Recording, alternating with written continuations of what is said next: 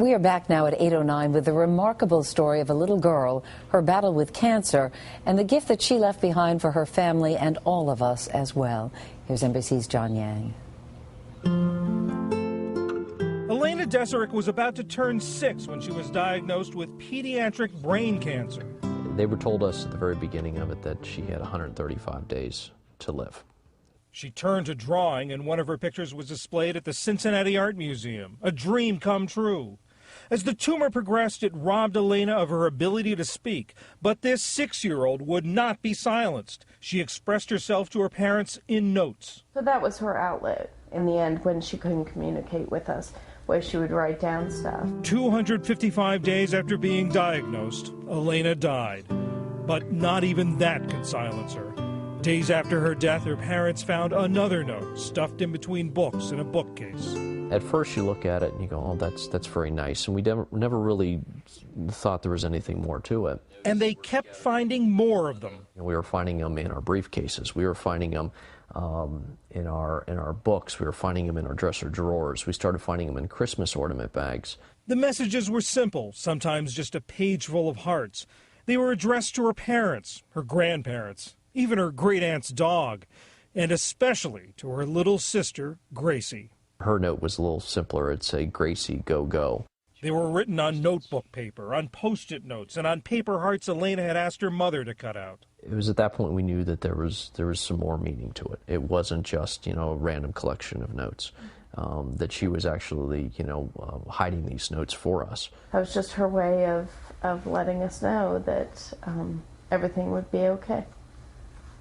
It's wonderful for us to see the notes, and they're very hard for us to see the notes, but you hope that they never end.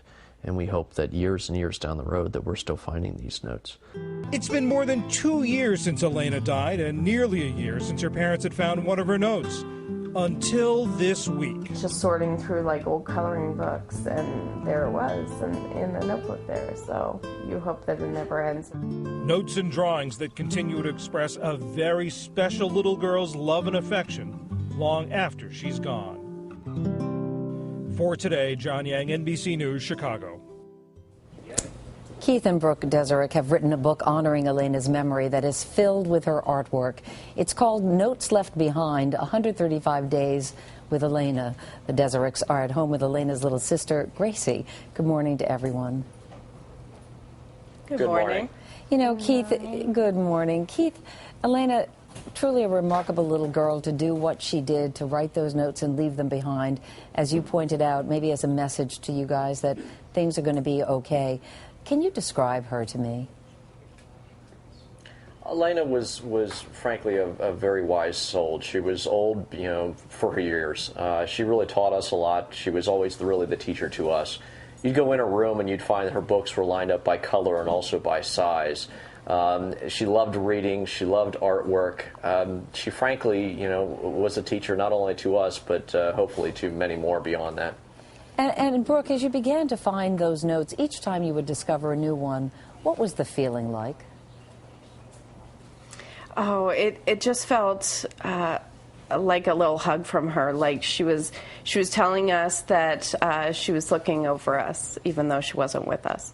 I know that you both tried to protect her from the truth. You knew that the cancer was terminal, but you didn't tell her that she was going to die. But do you now believe that maybe somewhere inside she understood that her days were numbered, and then that's why she wanted to leave those notes behind, Keith?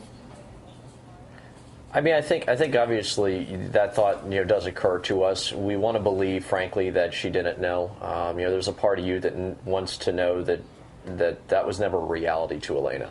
But as we read more and more of these notes, and we find so many of them, obviously it's something that we have to consider. We tried very hard to conceal it, but we can tell through the notes. There's some understanding there. And how many notes have you found so far?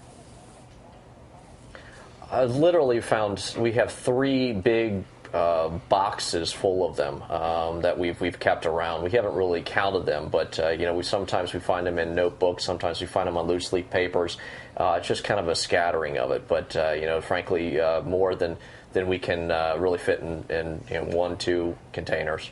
You know, Brooke, I heard that there were two notes that Elena had written to you and Keith that were sealed and that you have no intention of ever opening. Why is that? You just want to believe that we'll never stop finding notes, and I guess that's our one insurance policy is that we'll have that one note from her, and I know there's something very special in that note, but there's some sort of comfort that it will never come to an end. Gracie, Elena was your big sister, and I know that she wrote some notes just for you, including one, "I love Gracie, go, go." What did the notes that your sister wrote to you mean to you, sweetie?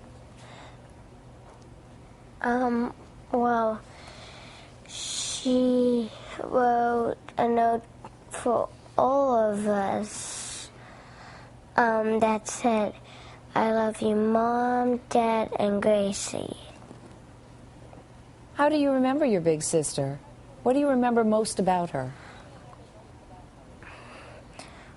Well, I remember her by all the pictures of her that we have in the house.